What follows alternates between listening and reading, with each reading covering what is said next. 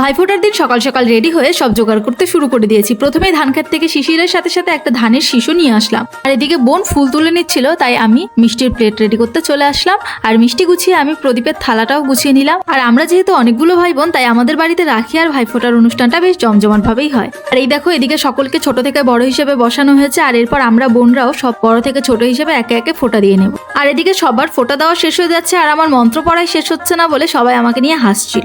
ফোঁটা দেওয়া তো কমপ্লিট, আর এবার আমরা একে একে সকলকে আশীর্বাদ করে নেব।